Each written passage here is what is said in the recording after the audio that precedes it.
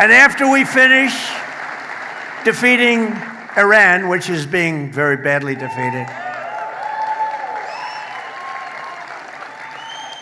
pretty soon I'll be declaring the Hormuz Strait a territory of the United States.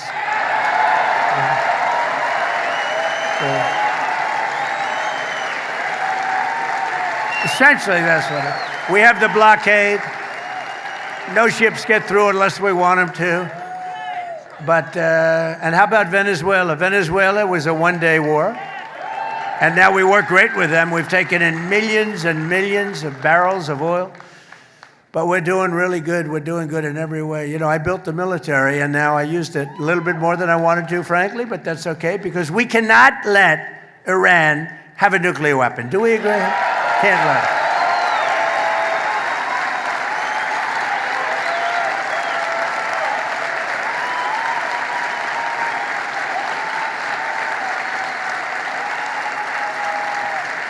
So most things are down.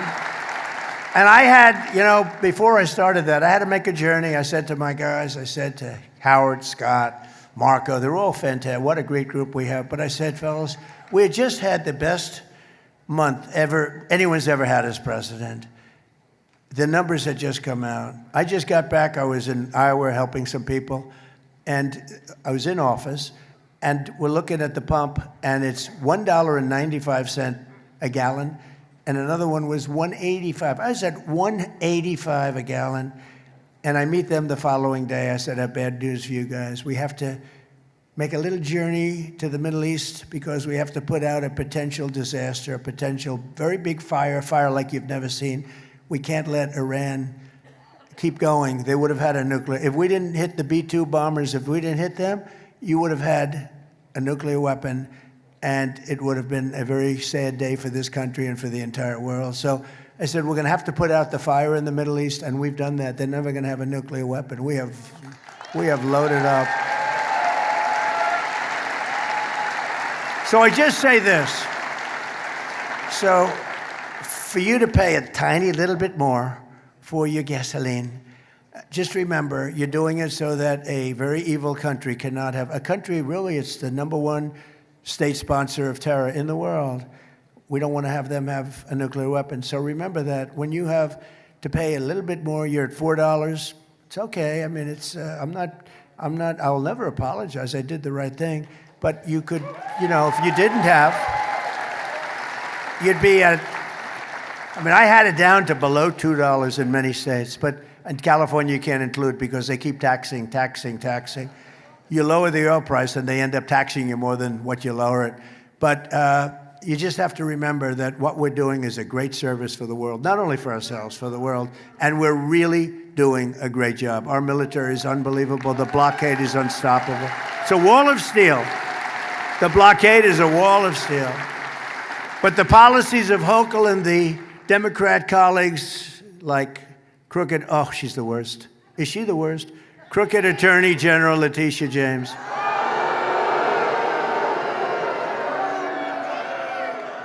She is the most dishonest, a real slob.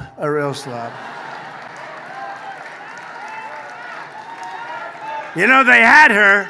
She got off on a technicality. They had her, but she got off on a technicality. But let's see what happens. You remember when she was campaigning and we will stop Donald Trump. She's not supposed to say that. She's the Attorney General. We will stop. She didn't know anything about me. But she campaigned on we will stop Donald Trump. Well, I think I'm hearing, am I here as president? Yeah, I am. She's, by the way, Letitia James is a disgrace to law, order, law enforcement. She's a disgrace. She's a dishonest person, very dishonest, very crooked person. Remember, I used to say that about James Comey. I was right. These are dishonest. These are dirty cops. You know the expression? You got dirty cops, too. Letitia James is essentially a dirty cop. And you have a person running, who I just met today for the first time, and I've endorsed her, running for Attorney General. Where the hell are you, ma'am? Where are you?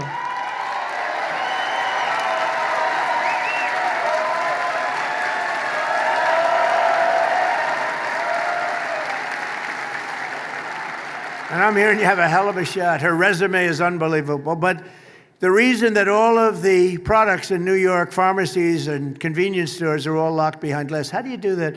You know, I used to go, you go into a drugstore, you go into a store, you buy something, you buy a toothbrush, you buy some toothpaste. Now you have to open up glass. It's no way to run a business.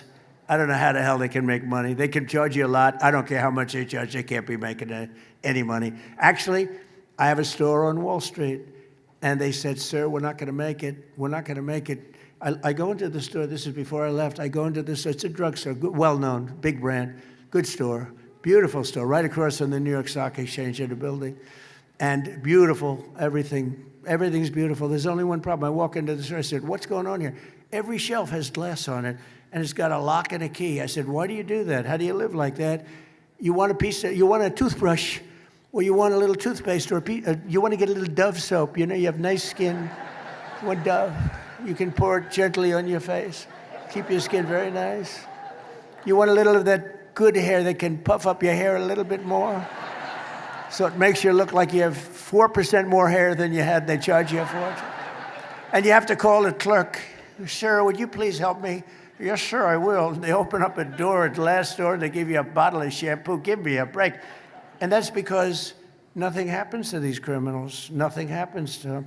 It's not like that in other places. It's not like that in other blue states. But it's not like that in Republican states, I can tell you that. But 3 weeks ago in Kathy Hochul's New York, a demented criminal with 14 prior arrests threw an elderly woman, you know, you saw it, onto the subway tracks, almost died. It was a miracle, barely lived. I mean, what's your definition of live?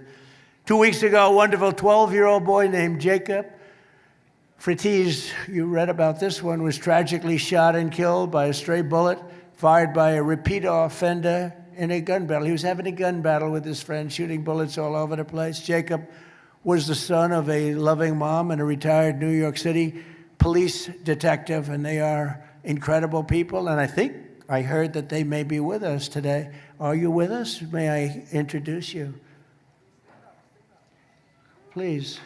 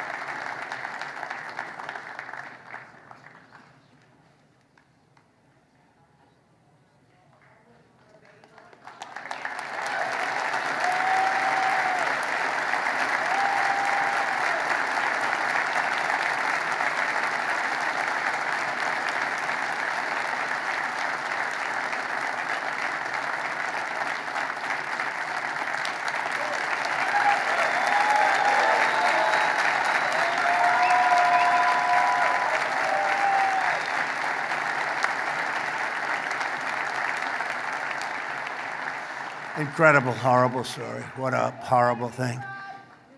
But we're going after them. I just said we're going after. These are bad, sick. They're sick people. They're sick people.